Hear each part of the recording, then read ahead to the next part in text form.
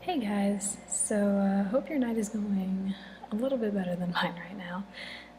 It is 11 o'clock and I still have about an hour and a half worth of work to do before I can go to bed to be up at 6 o'clock for another entirely full day of walking around hospitals and filming nursing stuff.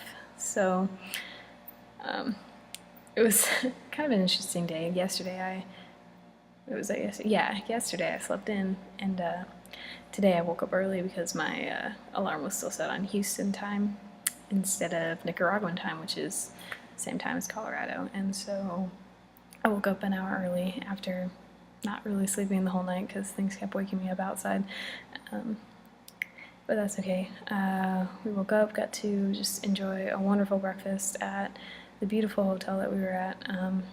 And then we headed over to, I can't pronounce it, so I'm not going to try, but it's basically an AIDS prevention place that works with human rights and really tries to address the issue from a human rights point of view. It's one of three in Nicaragua and the only one that addresses it from that point of view.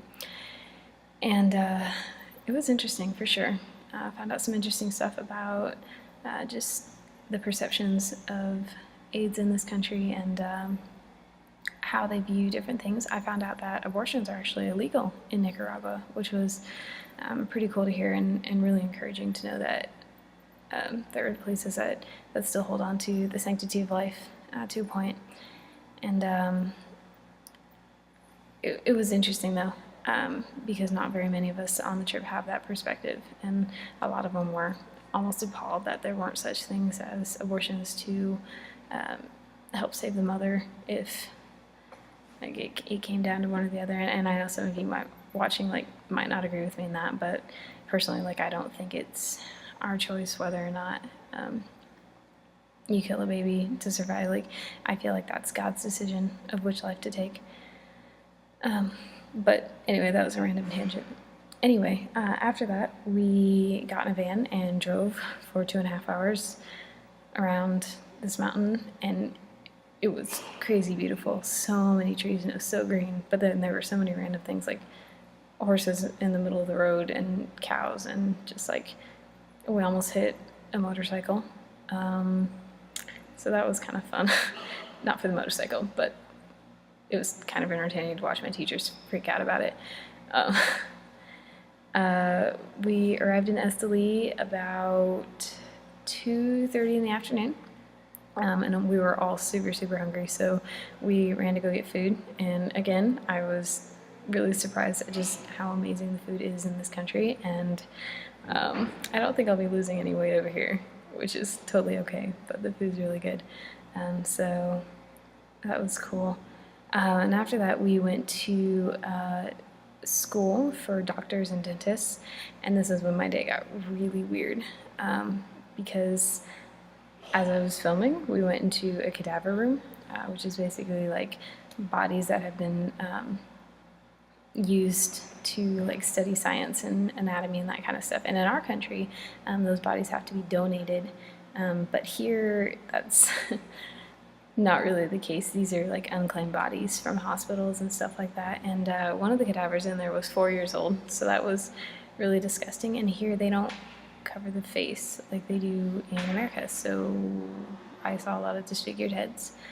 And then we got to see a cadaver that hasn't started rotting or being analyzed yet, sitting in a pool of formaldehyde, and that was disgusting. And I really wish I hadn't seen that because that was hard. It used to be a person. But I think that actually the hardest part was they had fetuses that were from, I hate that word. That's the word they used for it.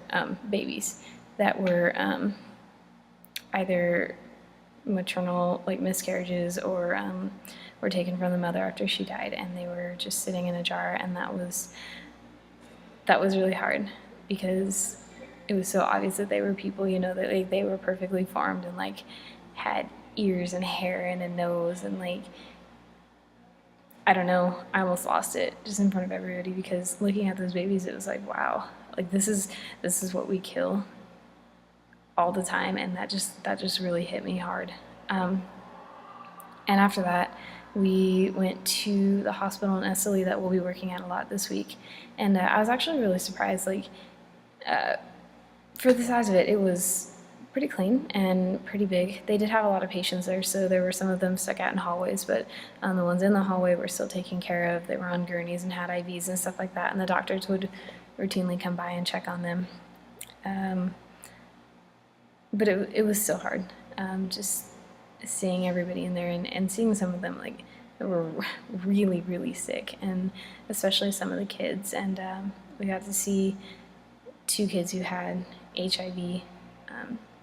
One of the little boys was 8 and was going through chemo, and the other little girl was 14, and she ran into the bathroom when she heard we were coming because she didn't want us to think poorly of her for having the disease. And I was really sad. I was really sad not to be able to tell her that she was still important and she was still loved.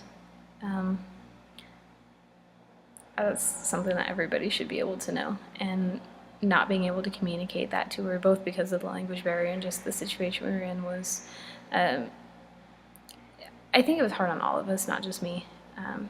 We were all pretty disappointed when we heard about that. So besides that, not a lot of events happened today. I do want to ask for prayers, though. For those of you who have been praying for me,